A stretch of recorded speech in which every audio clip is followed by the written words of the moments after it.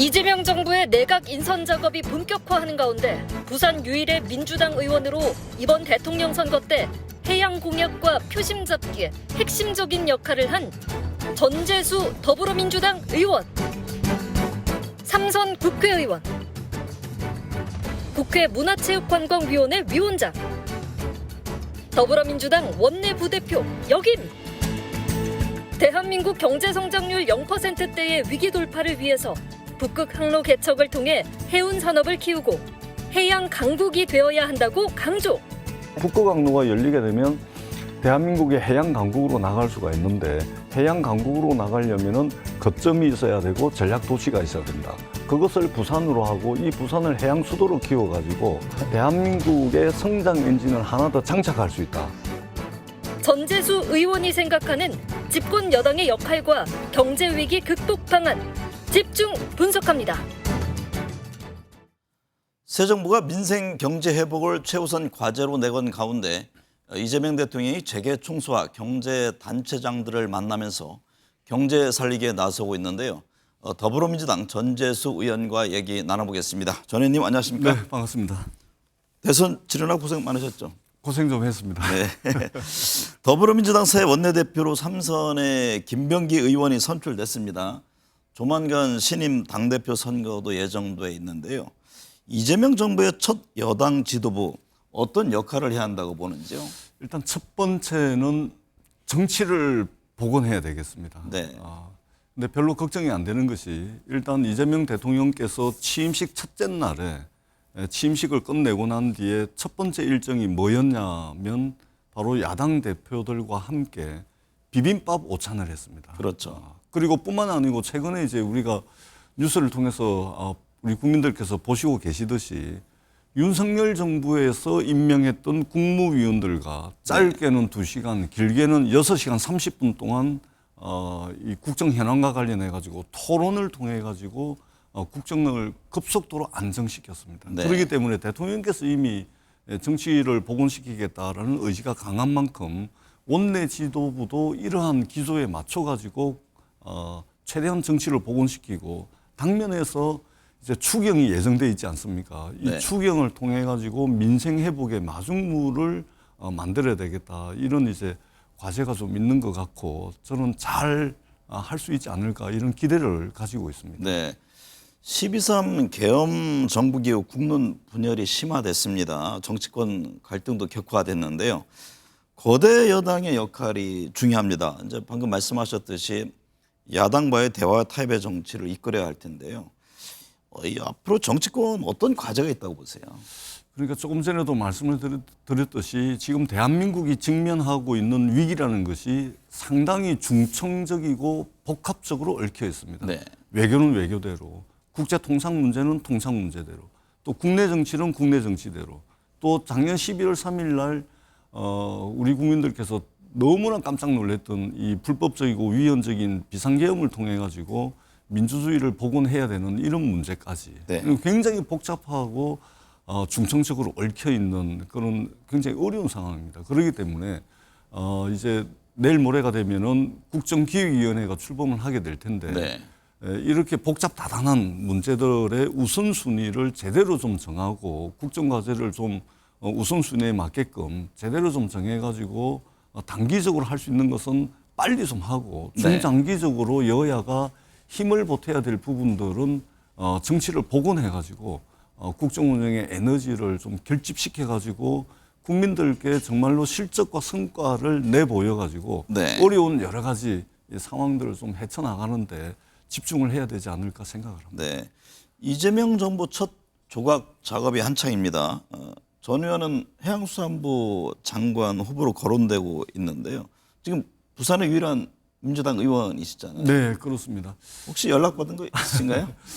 이 문제는 전적으로 대통령의 인사권에 해당하는 문제입니다. 네. 그렇기 때문에 이 부분과 관련해서 제가 드릴 수 있는 말씀은 아무것도 없습니다. 네. 다만 선거 과정에서 부산을 포함해 가지고 불경 지역에 대한민국이 이 서울 수도권 중심의 일극체제, 성장 엔진 하나만 가지고 위태롭게 날고 있는데 불경 지역에 제대로 된 공약을 통해 가지고 대한민국의 일극체제를 다극 체제로 바꾸고 네. 꺼져가는 성장 엔진 하나만 달고 있는데 여기에 새로운 성장 동력을 성장 엔진을 하나 더 장착하겠다. 네. 이런 이제 공약을 발표를 하셨습니다. 그렇기 때문에 부산, 울산, 경남의 시도민들이 상당한 기대감을 가지고 있고 이재명 대통령 많은 공을 기울였죠. 그렇습니다. 지난 예. 대선 때. 네. 예를 들면 이제 해양수산부를 부산으로 이전하겠다. 네. 또 해운 대기업 본사를 부산으로 유치하겠다. 네. 또 회사 전문법원을 유치하겠다. 그리고 동남투자은행을 통해 가지고 부울경 지역에 성장 엔진을 하나 더 만들어서 대한민국이 다극 체제로 나가는데 부울경을 전진 기지로 삼겠다. 네. 이런 굉장히 중요한 공약들을 발표를 했었고, 그리고 이 공약은 비단 부산, 울산, 경남에 한정된 공약이 아니고 대한민국의 성장 전략, 대한민국의 발전 전략이라는 큰 그림 속에서 나온 공약이기 때문에 저희들이 굉장히 많은 기대를 가지고 있습니다. 네, 대한민국 경제 성장률이 지금 0%대 얘기가 나옵니다. 경제 민생이 더욱 중요한 상황인데요. 전 의원께서는 해양 산업이 경제 위기 해법이 될 수 있다고 강조했습니다. 북극 항로 진출도 언급한 바 있는데요. 북극 항로가 왜 중요한 의미가 있는 거죠? 그러니까 그 인류 문명사를 보자면 네. 실크로드 길이라든지 또 역사 속에서 향신로 길이라든지 또는 최근 한 150년 사이에 가장 큰 인류 문명사에 큰 변화를 줬던 수에즈 운하의 개통이라든지 이런 새로운 길, 그것이 육지길이든 바닷길이든 이 새로운 길이 열리게 되면 인류 문명사에 커다란 변화가 왔습니다. 특히 최근은 더 심하죠. 네. 그런데 마침 지금 현재는 북극 항로가 지금 7, 8, 9, 10월 4달밖에 항해를 못 하거든요. 그런데 머지않은 시기에 이 북극 항로가 연중 항해가 가능한 새로운 바닷길, 새로운 백길이 열리게 됩니다. 그러면은 역사 속에서도 실크로드 길 등등을 포함해 가지고 역사 속에서도 새로운 길이 열리게 되면 새로운 문명이 탄생을 했듯이 네. 새로운 바닷길, 새로운 백길, 이 북극 항로가 열리게 되면 엄청난 변화가 올 겁니다. 그리고 이 엄청난 변화에 맞춰 가지고 이미 미국, 러시아, 일본, 중국 여기가 지금 준비를 하고 있거든요. 네. 그런데 저희들은 준비가 늦었습니다. 그렇기 네. 때문에 북극 항로가 몰고 오게 될 유라시아 물류 혁명에 선도적이고 주도적으로 대한민국이 준비를 해야 된다. 그리고 이것은 잠재 성장률이 이미 0%대로 떨어진 대한민국의 꺼져가는 성장 엔진을 다시 불을 지피고 새로운 성장 엔진을 하나 더 장착하게 되는 대한민국의 성장 전략, 대한민국의 발전 전략의 일환이다. 이렇게 저희들은 평가를 하고 있습니다. 사실 세계 역사를 쭉 보면은 해양을 잡았을 때 전 세계 제패하는 그런 영국도 마찬가지고 그렇습니다. 스페인도 영국이 마찬가지고 그랬습니다. 예. 영국이 그랬고 잠깐이긴 하지만 스페인도 그랬었고 네. 지금은 이제 사실은 해양 패권을 장악하는 나라가 세계 주도권을 갖는 지금 네. 미국이 마찬가지죠. 그렇죠. 남북 국해 문제도 사실 그런 거죠. 그렇습니다. 중국의 예. 어떤 해양 진출을 그렇습니다. 위한 노력들이죠. 그렇습니다. 그리고 덧붙여서 잠시 말씀을 드리자면 트럼프 대통령께서 이제 그린란드 말씀을 하시잖아요. 네. 이것도 사실은 그 이면에는 북극 항로를 선점하기 위한 전략적 판단이 있는 겁니다. 그리고 네. 일본 같은 경우도 물론 이제 지진의 위험으로부터 회피하기 위한 측면도 있긴 하지만 이미 일본 같은 경우도 5년, 7년 전부터 일본 동쪽에 있는 기업을 일본 서쪽으로 옮깁니다. 그리고 일본은 산업용 전기값이 굉장히 비싼데 네. 이 산업용 전기값을 깎아주는 인센티브를 통해 가지고 일본 동쪽의 기업을 서쪽으로 옮기는데 이것도 사실은 북극 항로가 열리게 되면 몰고 올 물류혁명에 선제적으로 대응하기 위해서 그렇게 네. 하고 있는 측면이 강하거든요. 그렇기 네. 때문에 이미 그리고 중국이 최근에 컨테이너선을 이미 북극 항로로 해가지고 시범 운항도 했고 그렇기 때문에 세계 각국이 이 새롭게 열리는 바닷길, 백길을 선점하기 위해서 이미 발빠르게 움직이고 있다. 네. 그런 측면에서 우리가 좀 늦긴 했지만 이재명 대통령께서 이미 야당 대표 시절에 북극 항로에 대한 정치적 상상력을 발휘하자 네. 이런 말씀을 하셨습니다. 말씀하셨듯이 해양 강국의 거점으로 지금 부산을 꼽았습니다. 이재명 대통령 후보 시절에 뭐 해양수산부 부산 이전도 강조한 바 있고요. 근데 세종시장은 이 해수부 이전에 대해서 반대 입장을 냈고 그렇습니다. 예, 이제 예. 여러 견해들이 나오고 있는데 해수부의 부산 이전 문제는 뭐 예상대로 잘 될 것으로 보십니까?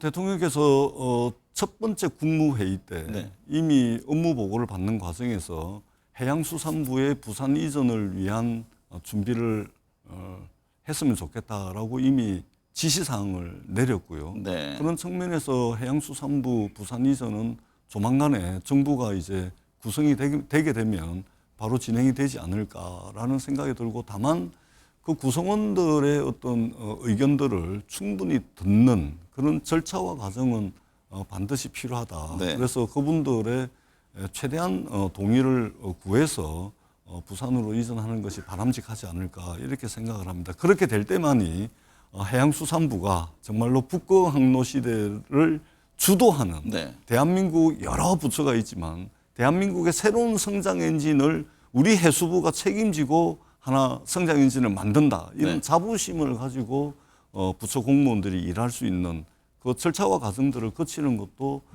상당히 중요하다고 생각을 합니다. 부산을 넘어서 국가의 전략 산업이다 이렇게 그렇습니다. 보고 계시는군요. 그런 만큼 뭐 전 의원의 역할이 더욱 중요해지겠습니다. 예, 제가 이제 부산 출신 국회의원이고 네. 또 우리 부울경의 시도민들이 굉장히 많은 기대를 가지고 있기 때문에 이재명 대통령께서 가지고 있는 국가 성장 전략 차원의 해수부 이전부터 시작을 해가지고 해양수산과 관련된 모든 것들을 부산에 집적화해서, 그러니까 아까 뭐 그렇습니다. 회사 뭐 전문 법원 이런 거 대기업 그렇습니다. 등등 예, 은행까지요.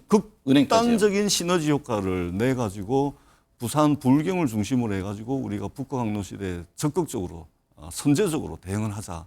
그렇게 되면은 대한민국의 성장 엔진 하나 더 달 수가 있을 겁니다. 지금 국회 문화체육관광위원회 위원장 맡고 그렇습니다. 계시잖아요. 이재명 대통령 문화 강국을 여러 차례 강조했습니다. 문화 강국은 어떤 의미가 있는 겁니까? 그러니까 요즘은 이제 사람들이 다들 이제 먹고 살만한 시대는 되지 않았습니까? 네. 먹고 사는 문제를 넘어서서 어떤 삶의 양태라든지 또는 이제 문화를 향유하는 여러 가지 콘텐츠들이 사실은 엄청난 부가가치를 만들어내는 그런 시대에 와 있습니다.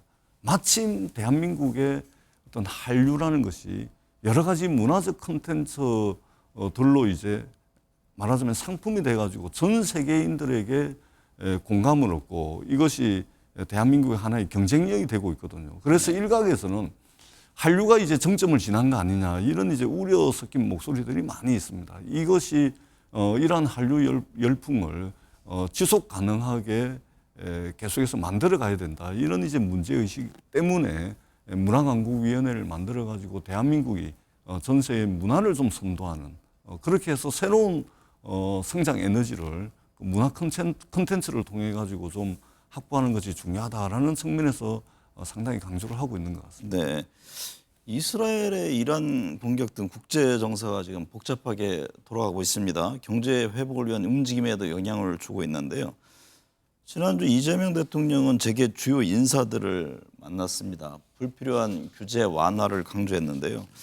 경제 민생 회복을 위해서 어떤 점이 중요하다고 보십니까? 그러니까 저는 사실은 이제 역대 대통령들께서 취임하시고 난 뒤에 이제 우리나라를 대표하는 기업인들과 이제 만남을 가진 그 이제 기간을 보게 된다면 가장 이른 시간에 우리 경제를 대표하는 기업인들을 만났습니다. 저는 네. 이것이 이재명 대통령께서 시장에 주는 그런 시그널이라고 저는 생각을 합니다. 즉 그날 이제 모임에서 대통령께서 기업과 정부는 한 몸이다라고 말씀을 하셨고 또 선거 기간 중에 우리가 좌파 우파 우리는 좌파도 아니고 우파도 아니다. 우리는 실력파다라고 네. 말씀을 하실 정도로 어떻게 보자면 굉장히 시장 친화적인 그리고 굉장히 실용적인 접근법을 가지고 있기 때문에 이전에 어떤 가치지향적인 이러한 마인드를 가지고 시장을 대하고 기업을 대했던 것과는 질적으로 차별성을 가지는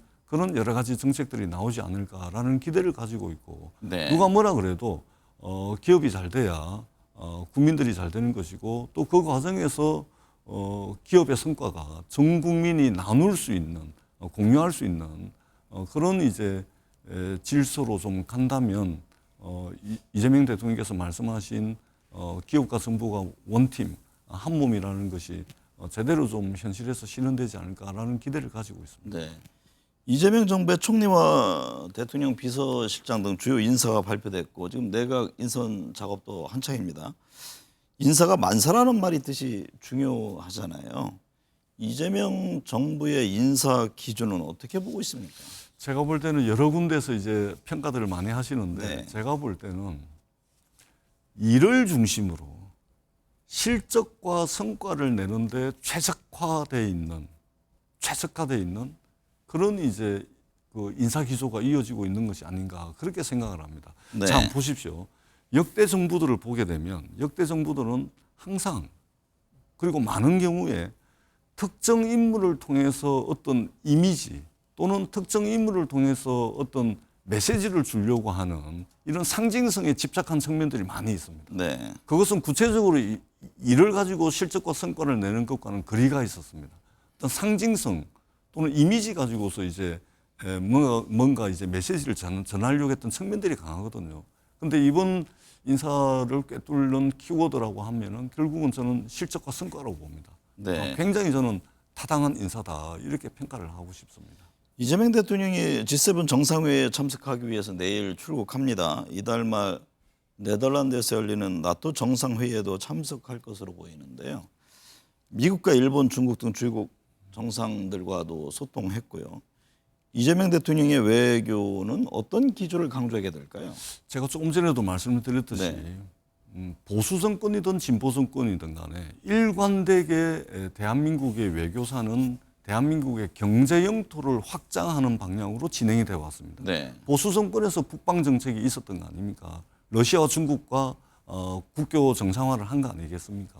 그러한 차원에서 이재명 대통령의 외교 기조는 굉장히 국익 중심적이고 실용적인 방향으로 진행될 가능성이 많고 네. 그동안 윤석열 정부에서 우리의 경제 용도를 수십 년 동안 외교 역량을 쏟아부어 가지고 우리가 만들어내고 확장해왔던 경제 용도를 많이 잃었습니다.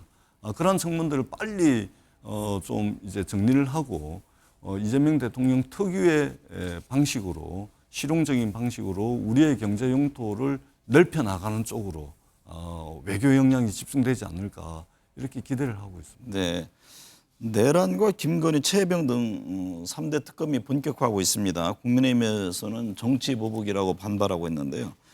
신속히 환부를 도려내는 데 집중해야 한다는 등 이런저런 주문이 나옵니다. 3대 특검 문제는 어떻게 보고 계세요?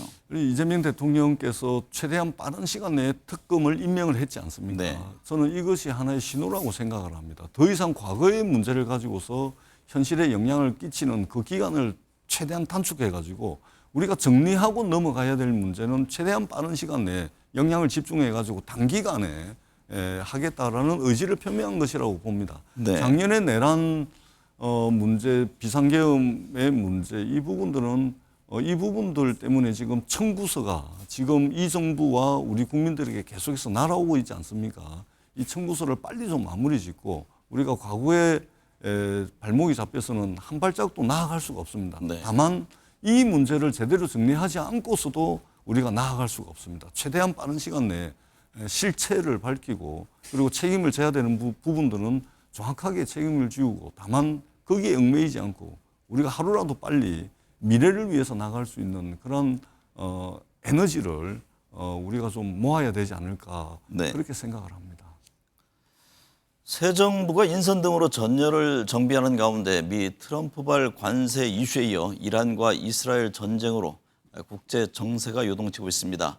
외교와 민생 경제에 더욱 집중해야겠습니다. 오늘 함께해 주셔서 감사합니다. 네, 고맙습니다.